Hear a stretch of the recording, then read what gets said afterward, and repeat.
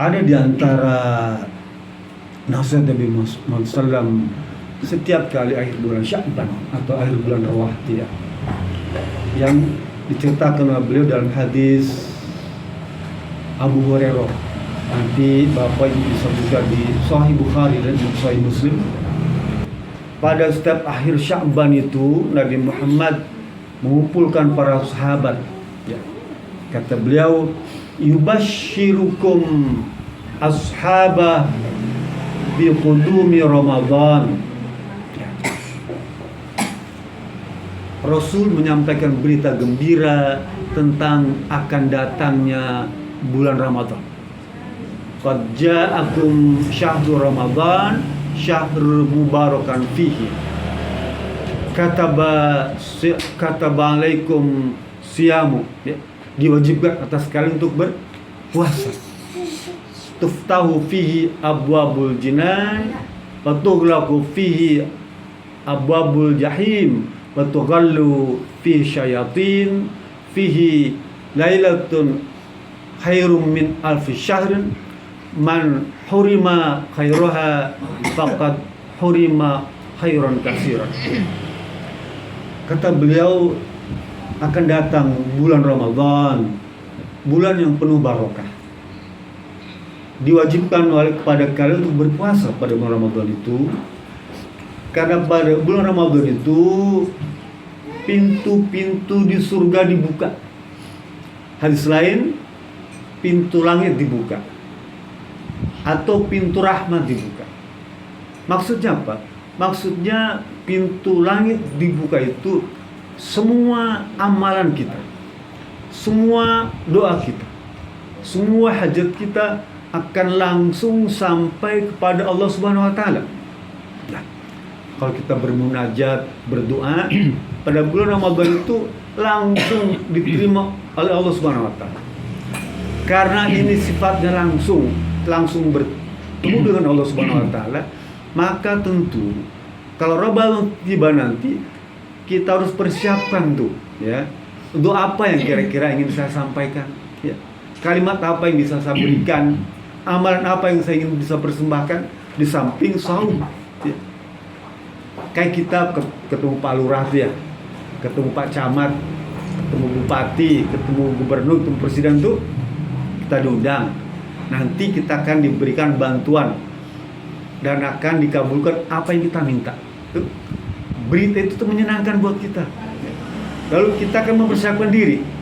Begitu nanti minggu depan ketemu nih, sekarang sudah mematutkan diri kita, memantaskan diri kita. Nanti saya ketemu presiden mau pakai baju yang mana, ya? Mau pakai gamis yang mana? Mau pakai sepatu yang mana? Mau pakai jilbab yang mana? Ya, mau pakai kacamata yang mana? Ya. Kita mempersiapkan diri tuh. Bahkan nanti kita akan ngomong kalimatnya apa yang kira-kira bagus, ya, untuk bisa memancing Pak Presiden, Pak Gubernur, Pak Bupati itu agar dia terpesona dan mau membantu kita. Kita susun kalimat itu dengan baik. Bahkan terbayang pikiran kita, nanti saya akan duduk di sebelah mana, ya? Di samping, di depan, atau di belakang, sebelah kanan atau sebelah kiri. Itu sudah kebayang, ya. Sekarang kita ketemu presiden seperti itu persiapannya, ya. Nggak bisa tidur, pengen buru-buru datang hari itu, ya. Memikirkan apa kira-kira yang enak nih ngomong dengan presiden. Sekarang yang mengundang itu, ya, bukan cuma seorang presiden, bukan seorang panglima, bukan seorang jenderal, tapi Zat yang Maha Kuasa. Allah Subhanahu wa taala mengundang kita untuk datang di pertemuan itu, ya, pertemuan Ramadan. Oleh karena itu kita harus persiapkan tuh, ya, pilih pakaian-pakaian yang bagus untuk menghadap Allah nanti, ya. Baik sholat wajibnya maupun sholat sunnahnya. Keluarkan tuh lemari tuh, ya, bikin schedule, jadwal. Tanggal 1 pakai baju merah, tanggal 2 kuning, tanggal 3 hijau, tanggal 4 kelabu, gitu, ya. Nejiku hibihiniu, gitu.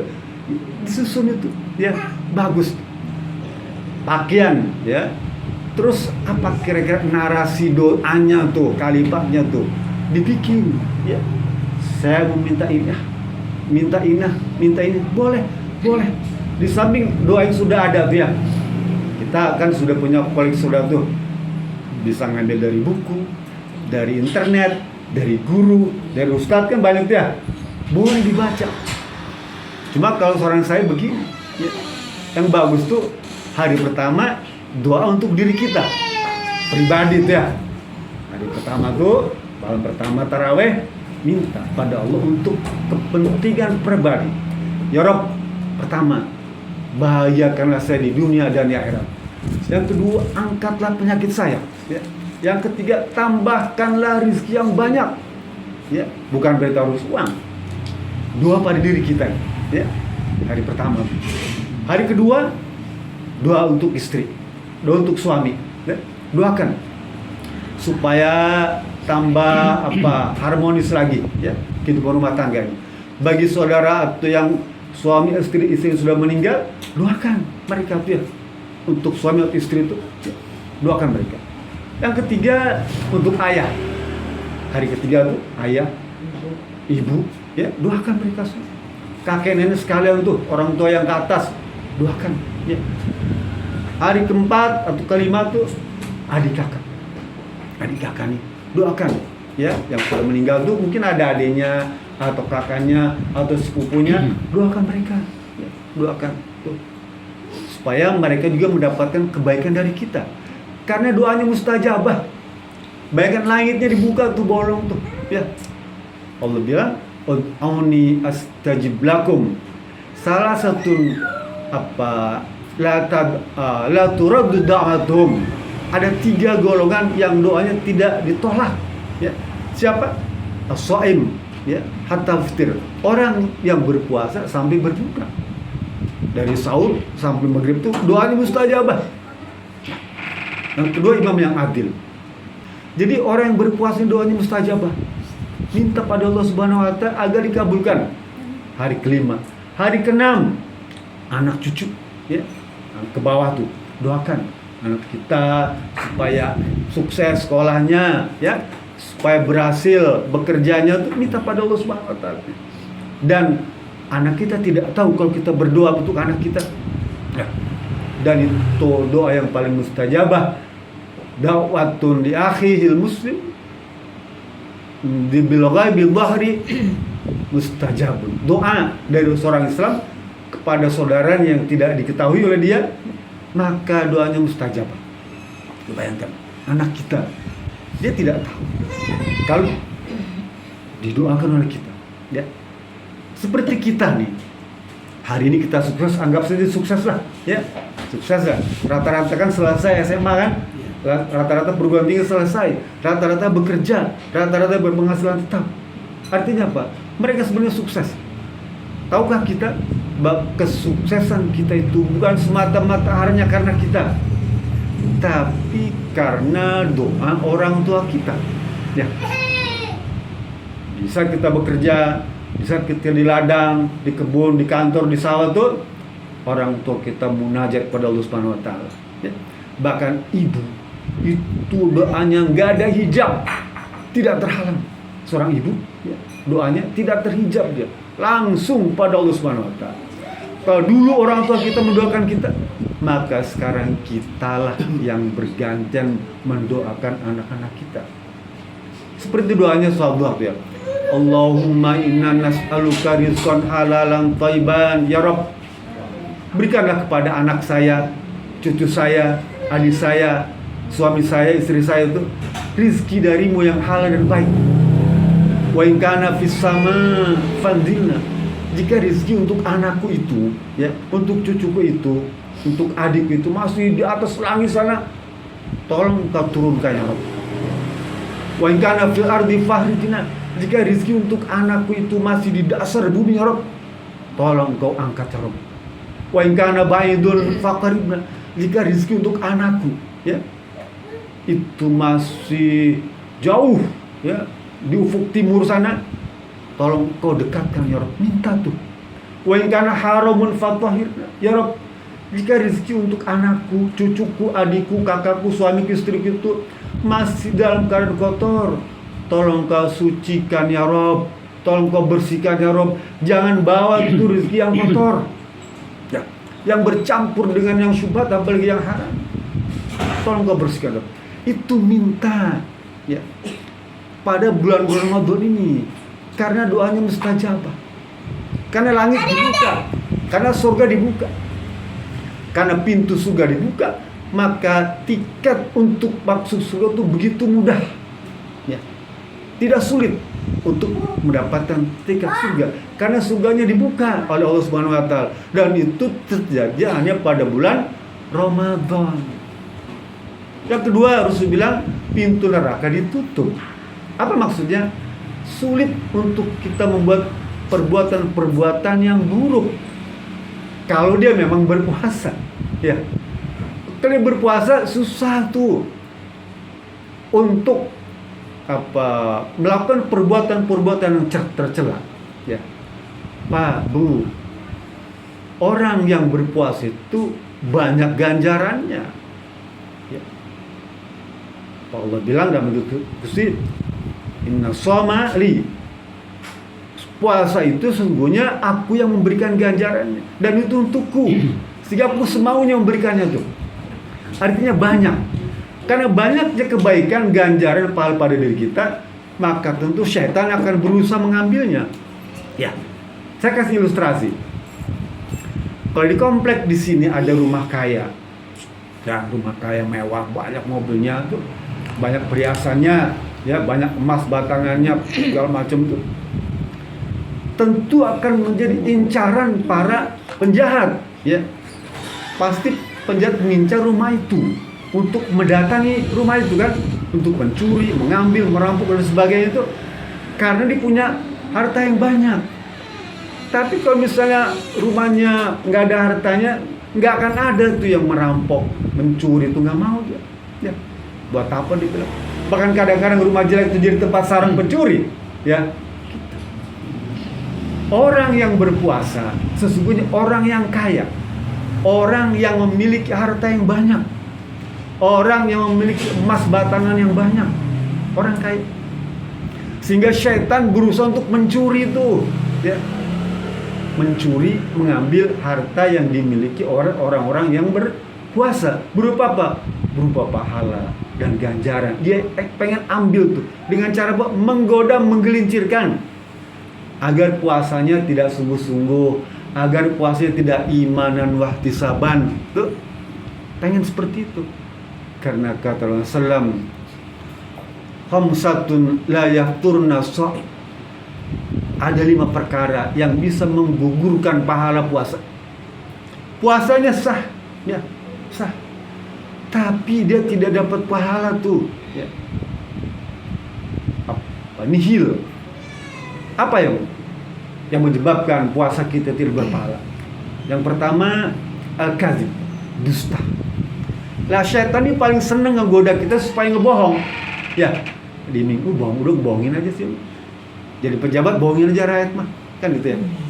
Punya pacar bohongin aja pacar, gitu. Udah banyak tuh dibohongin tuh. Al-kadzib. Itu setan yang menggoda itu. Yang kedua, ghibah. Ngomongin kejelekan orang lain tuh. Setan paling senang, dan setan yang bisik-bisikin kita. Dia mah waktu kecilnya badungnya bukan main, gitu ya. Mau nggak mangkon magas juga dicuri sama dia, gitu. Itu ghibah, ya. Menceritakan kejelekan orang lain tuh, ya. Ghibah. Setan paling senang ngebisikan itu tuh. Yang ketiga, namimah, mengadu domba. Adu domba nih ya, bukan kambing ya. Adu domba. Adu domba. Dia ngomong, kambing. Iya benar. Domba. Ya. Dia ngomong sini jangan ikutin dia suka ini. Orangnya celamitan. Emang dari kecil udah begitu dia. Gitu. Dia adu domba tuh kan, nanti dia ngomong gitu lagi ya. Ini berkelahi tuh, Dorna Sengkuni. Yang sekolah nonton baik Sengkuni. Ya, jadi domba. Jika suka ngadu domba, maka pahala puasanya habis tuh. Habis. Dan setan paling seneng ngadu domba orang tuh ya. Yang ketiga, al-yaminul kadzib. sumpah palsu. Di pengadilan dia bersumpah tuh. Demi Allah, saya bersumpah. Ustaz, kalau sangkuni apa tuh? Sangkuni toko wayang. Tentang wayang nggak? Edi, sangkuni ya? Nanti baca juga Sangkuni ya. Bagus toko wayang Sangkuni ya. Tentang wayang nggak? Tahu. Sangkan paraning dumadi kaula manunggaling Gusti tok tok tok tok tok tok. Nah, Nazarin waktu kecil nonton wayang, goyang ya, dan bejo dia. Pakai sarung di bawah tuh suka jolok-jolokin sinden tuh. Iya betul. Kayak lidah. Ingat aja. Emang begitu? Iya, suatu ketika colokin sindennya kencing. Pakai sarung kan di bawah dia tiang ya. Sarung di bawah kaki dia. Bangun-bangun udah siang. Ya itu pengalaman masa lalu. Masya Allah. Nostalgia. Jadi sumpah palsu tuh ya, janji palsu. Bahkan yang suka janji-janji. Ya. Janji-janji. Itu kalau Mulyono gimana tuh Mulyono? Apa? Ya itu, berarti kalau dia berpuasa pahalanya percuma. Mulyono kan janji. Jangan banyak janji. Mulyono mana nih? Itu. Yang di sono tuh, yang di sono. Kayak Anung kan mau janji mau ngasih cinta kepada saya. Nah. Yang kelima ya, yang bisa menghapuskan pahala puasa apa? Wanadratus syahwah. Memandang pemandangan yang tidak sehat, ya. Yang tidak mengganggu syahwat gitu ya. Apakah itu langsung atau tidak langsung, gambarnya atau fotonya atau filmnya, pokoknya hindari itu kalau kita berpuasa. Kalau kita tidak ingin pahala kita hilang, habis dicuri, ya. Pak Ustadz, kalau misalnya kita kan dipuasain, kita jalan terus ada orang juga Panjang. gimana tuh? Ya kan kalau apa ya? Kalau kita sengaja ya jangan. Alhamdulillah. Dia kata Nabi gini. Kalau pertama kali ya Yang dilakukan kita. Itu uangnya dipikir. Nabi ngomong pada Sayyidina Ali, anak mantunya nih ya. Ya Ali, la tabbi nadrata nadrata fa inna lakal ula wa laysatil akhar. Wahai Ali, janganlah kamu mengikuti pandanganmu ya kepada wanita dengan pandangan berikutnya. Fa inna lakal ula, pandangan pertama itu rezeki kamu. Nikmat. Ya, nikmat. alhamdulillah ya. Alhamdulillah. Tapi yang berikutnya itu bukan untukmu. Ya, Jangan diulang. jangan diulang. Jadi kalau kita melihat wanita cantik, Pandangan keduanya ya, laknatullah. ya. Lihat aja itu kan kebesaran Allah Subhanahu Wa Taala ya, kan makhluk ciptanya kan ya. Wih, cantik sekali. Gak apa-apa, alhamdulillah. Tapi yang bagus bacanya subhanallah. Subhanallah, ya subhanallah. Salah tuh, bukan alhamdulillah. Jadi kalau wanita cantik, seksi ya, denok, semok, montok, berenok, gemoy, itu bilang subhanallah. Masya Allah. Bukan. Kenapa? Karena dia akan bisa mengganggu pikiran kita. Jadi subhanallah, maha suci Allah, ya. Ya Allah, sucikanlah pandangan saya ini. Karena dia akan mengganggu. Tapi kalau misalnya melihat pemandangan laut yang indah tuh ya, gunung indah, yang bagus-bagus dia.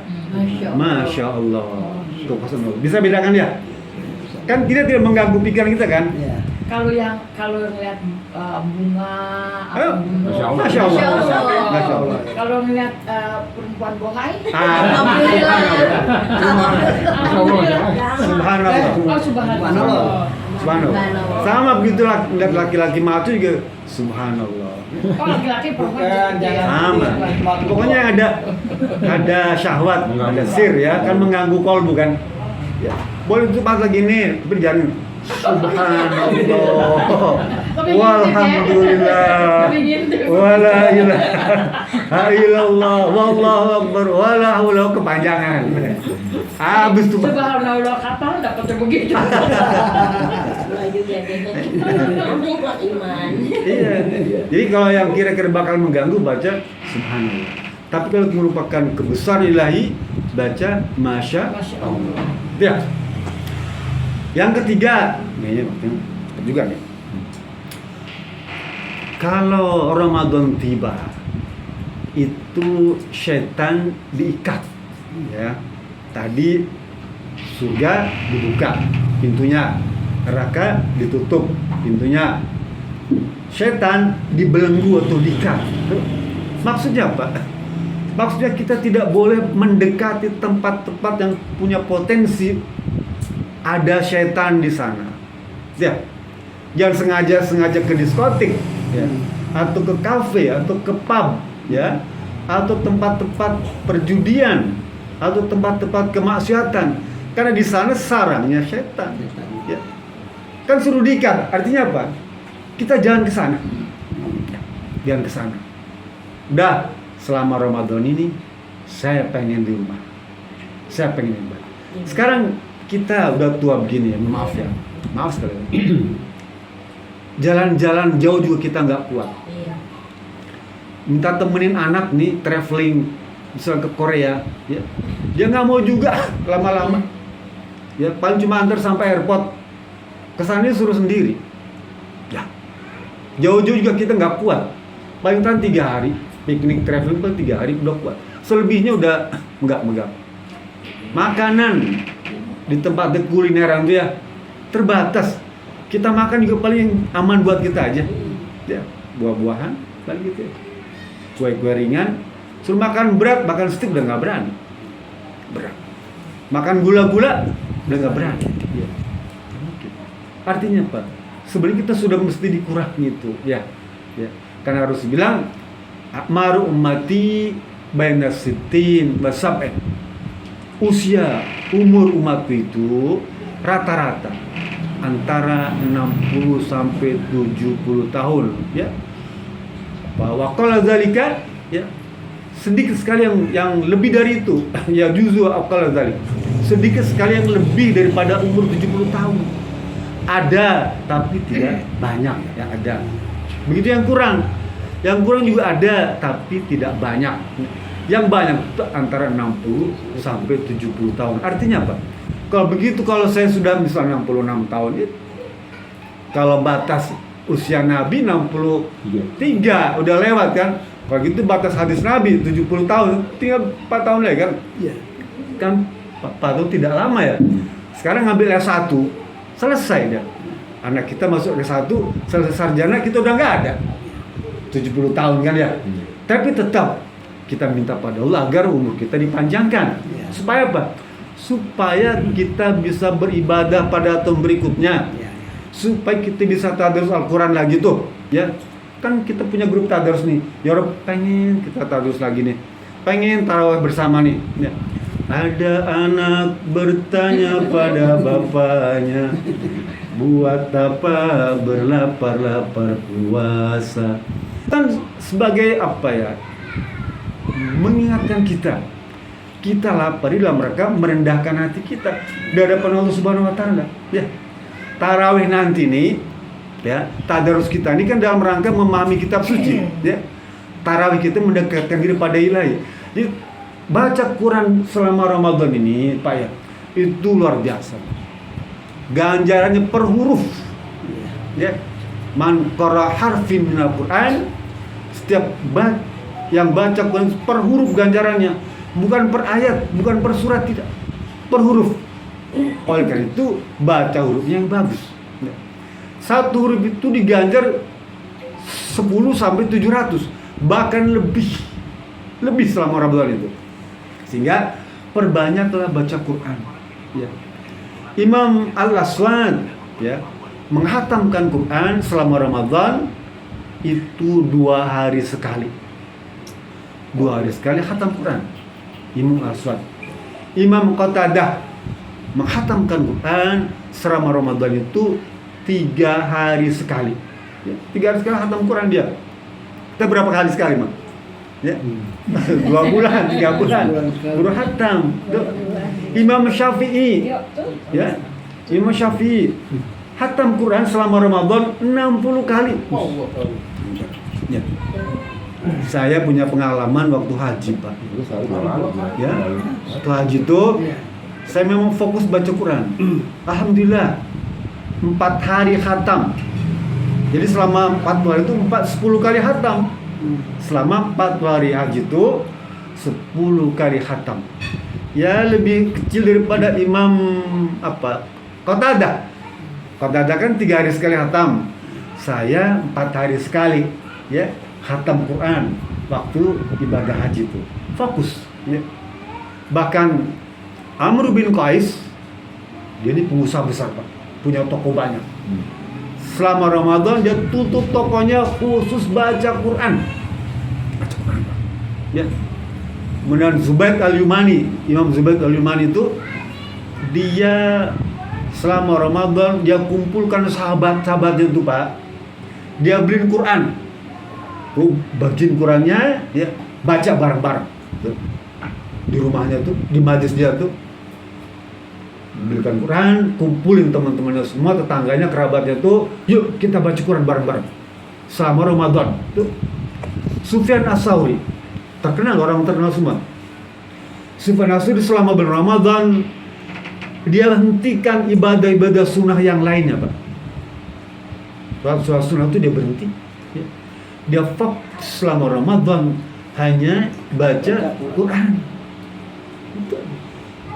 Abdul Ibnu Hakam, ya, dia ulama besar, guru ngaji ya, biasa ngasih materi pengajian tuh di majlisnya, dia stop pengajiannya, ya. Dia kumpulkan khusus baca Quran, itu saja. Kalau begitu, tadarus Al-Quran selama Ramadan ini bagus sekali, bagus. Itulah amalan yang sebenarnya gampang dibandingkan dengan amalan-amalan lainnya. Kita sholat kan perlu kalori, banyak kan, perlu gerakan.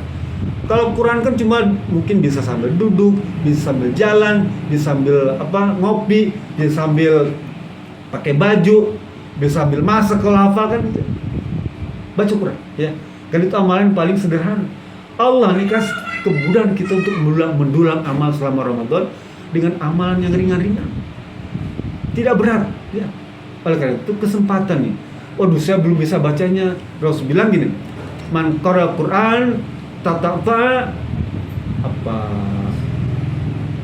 kalau dia baca Qurannya patah-patah putus-putus itu kanat lahu arjurain, dia akan mendapatkan 2 pahala.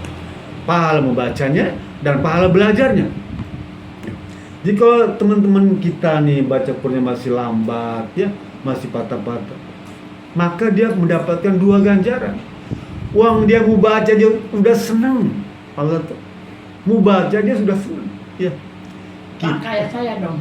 Iya, kamu dapat 2 pahala. Jelasin. Bersyukur, gitu ya. Alhamdulillah. Lah saya dikirimin surat sama Yani, ya. Gitu. Surat cinta kan itu ya. Wah. Iya. Masya Allah. Iya. Ya kan namanya juga sama kekasih saya. Seneng kan? Saya baca beli semen, beli bata, beli besi, beli perunggu. Banyak teman menyatakan cinta, tapi Neng Yani yang saya tunggu. Senang tuh baca surat begitu tuh. Ya, Pak, kirain saya Yani nulis judul cinta, curhat, ngomongin saya, baca Qurannya. Itu surat cinta ya dari pacar tuh dulu waktu zaman kita cinta monyet kan gitu ya.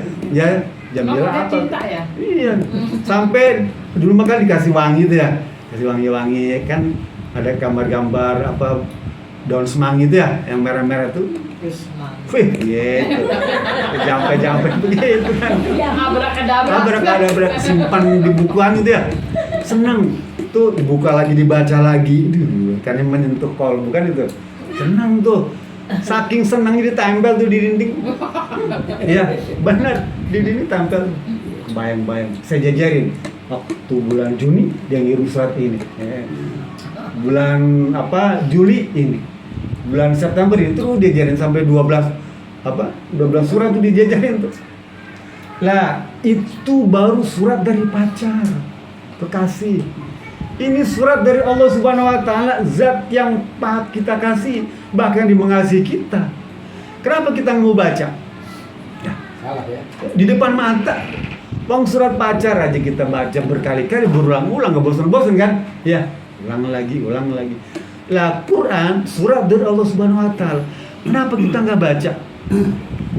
Al-Quran itu Pak, isinya banyak surat ayat yang diulang-ulang. Ya, sama-sama. Kenapa? Supaya kita selalu ingat, ya, tentang kiamat. Berapa banyak surat tentang kiamat itu. Karena orang lupa. Ulang lagi, diulang-ulang lagi begitu, ya. Sama seperti kita membaca surat cinta. Kan diulang-ulang terus kan? Allah juga tahu karakter kita. Sehingga dimuatkan dalam Al-Quran itu surat yang diulang-ulang, terus diulang-ulang itu ya.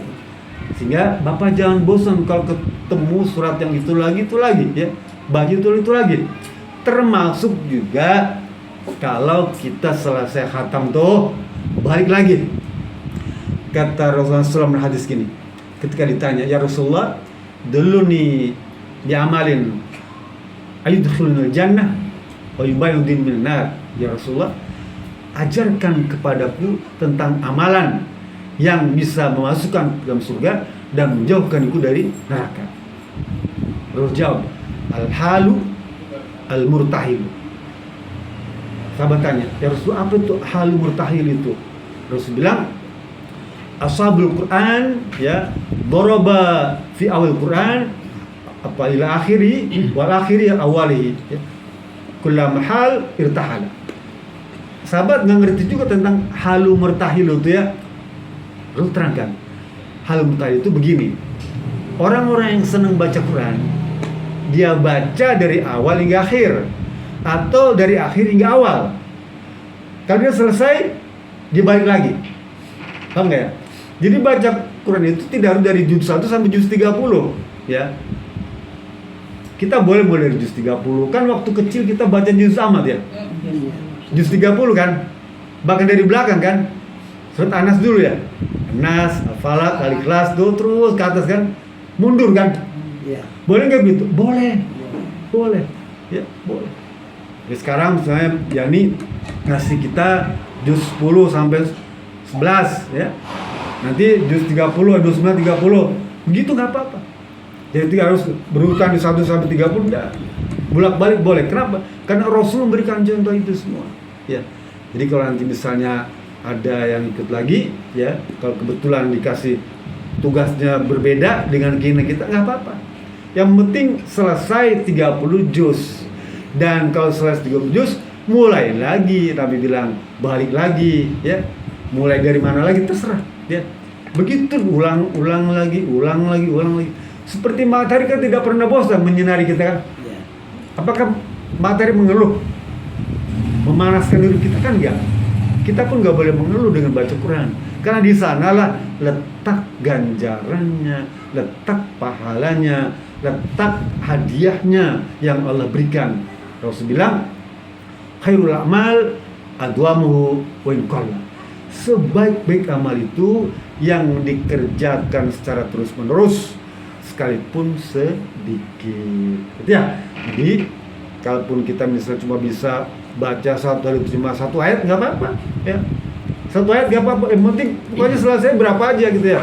Berarti kalau satu hari satu ayat berarti 6.000 hari kan? Nggak apa-apa. Yang penting berjalan gitu. Kalau ibarat motor, yang penting rodanya muter gitu ya, jalan. Mesti nyampe ujung. Asal jangan berhenti, ya. Seminggu cuma satu surah nggak apa-apa. Ya. Wong saya kan ikut grup tadarus banyak Pak ya. Tadarus saya banyak. Saya ngaji sekali. Tapi saya store ayat itu di beberapa grup. Paham nggak? Grup tadarus saya banyak, ada 5 gitu ya. Saya ngaji sekali aja tuh. Juz 9, 10 beres. Store ke Yani. Store ke kampus. Store grup pengajian, ya. Store ke alumni. Store ke kampung. Gitu. Itu tuh aja, tapi distorkan aja. Supaya apa? Supaya bisa memotivasi yang lain, ya. Supaya bisa menjadi dua bagi yang lain. Supaya bisa menjadi pelajaran bagi yang lain. Gitu. Kalau misalnya Bapak Ibu baru satu grup, kita saja boleh tambah lagi. Ya, bahannya itu juga. Cuma memang metodenya beda-beda. Nah, metode di grup kita ini paling simpel, paling sederhana, paling gampang. Nggak ada paksaan, nggak ada tekanan, bebas ya di grup kita ini. Karena saya punya pengalaman di banyak grup tadi, ada yang punya harus utang, harus mengganti gitu ya. Di grup kita enggak. Pokoknya situ sesempatnya dah, ya, sesukanya. Mau cuma satu air, mau satu jus itu sebulan, nggak apa-apa. Ya. Jadi nyaman-nyaman aja gitu ya. Dan kita juga nggak pernah kontrol kan. Paling nanti suatu ketika, ya, kalau sudah setahun, 2 atau 5 tahun, kita akan evaluasi, ya, apakah bacanya baik, tartil atau tidak, pelan-pelan. Kayak tadi saya baca bareng-bareng tuh, kan sedikit tambahan ilmu bagi kita, untuk mengaji terus, tajwid harus benar ya. Memang bisa sekaligus Pak. Kan lidah kita bukan lidah orang Arab ya, ada slang, gitu ya, ada pemis gitu ya. Tapi nggak apa-apa ya, pelan-pelan. Sifat hurufnya kita pelajari, hukum tajwid kita pelajari. Kan panjang tuh hukum tajwid itu ya, banyak. Al-ismam, al-imalah ya, macam-macam tuh. Al-idgham, guna, guna, pokoknya banyak yang mesti kita pelajari. Tapi kita tidak harus semua selesai dalam sehari, 2 hari, sebulan, setahun dah. Ya. Sepanjang usia, ya, sampai ajal menjemput kita, belajar tetap terus. Jadi sekali lagi saya berharap agar kegiatan terhadap sini tetap dijaga, dipertahankan, jika perlu ditingkatkan di dalam bulan Ramadan ini. Amin. Amin. Saya kira itu saja yang bisa saya sampaikan dalam rangka munggahan atau menyambut Ramadan pekan depan ini. Semoga Ramadan kali ini menjadi Ramadan yang terbaik yang kita akan persembahkan di hadapan Allah Subhanahu wa taala, dan menjadi catatan penting dalam perjalanan hidup kita yang Allah memberikan kebaikannya dengan kebaikan yang berlipat ganda. Itu saja. Assalamualaikum warahmatullahi wabarakatuh.